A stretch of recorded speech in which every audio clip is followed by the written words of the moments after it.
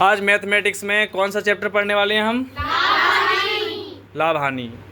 लाभ वो होता है जितना हमारा नुकसान हो गया, और जितना नुकसान हो गया वो क्या है? हानि। जितना नुकसान हो गया उसे क्या कहते हैं? जिसका नुकसान हो गया उसे लाभ।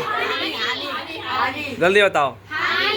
जितना फायदा हो गया वो, और जितने में बेच दी सौदा वो, जितने में खरीद ली वो। अच्छा, तो आप ध्यान सुनेंगे हैं। जैसे मान लो हमें 20 रुपये की कोई चीज़ खरीदी, तो वो क्या है? क्रय मूल्य, विक्रय मूल्य? क्रय मूल्य। हमने उसे 25 में बेच दिया, तो क्या विक्रय मूल्य? तो इसमें क्या हुआ? फायदा हुआ, घाटा? लाभ हुआ। लाभ को अंग्रेजी में क्या कहते हैं?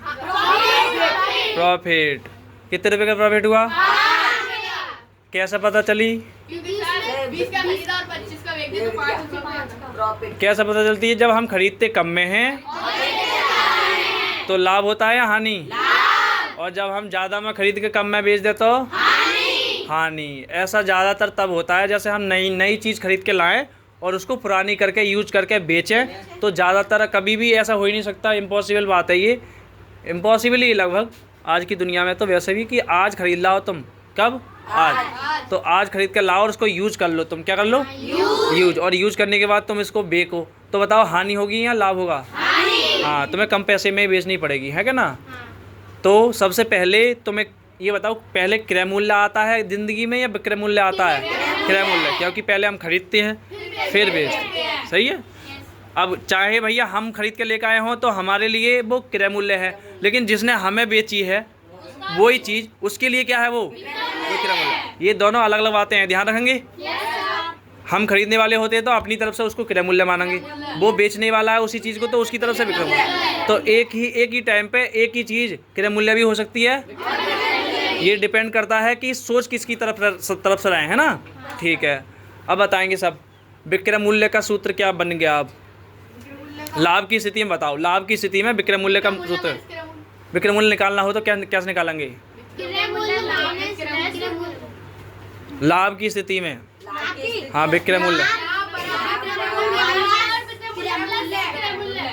हाँ, विक्रय मूल्य बराबर क्रय मूल्य प्लस लाभ या लाभ प्लस क्रय मूल्य होता है। भाई क्रय मूल्य जितने में खरीदी और जितने का फायदा हुआ है वो दोनों जोड़ के किसके बराबर आएगा? विक्रय मूल्य के। सही बात है ना?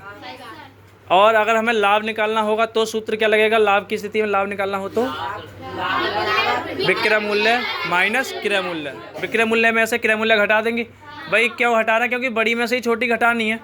जो बड़ी वैल्यू है उसमें छोटी घटाएंगे। बड़ी वाली विक्रय मूल्य है, यानी कि बेचने वाली बड़ी हो गई, क्रय मूल्य कम है, इसलिए तो फायदा हुआ है। हाँ, तो विक्रय मूल्य में से क्रय मूल्य घटा देंगे तो क्या मिलेगा? लाभ। और अगर हम क्रय मूल्य ज़्यादा हो जाए, विक्रय मूल्य कम हो जाए, फिर क्रय मूल्य में से विक्रय मूल्य को घटा रहे हैं तो क्या मिलेगा हमें? तब भी लाभ मिलेगा।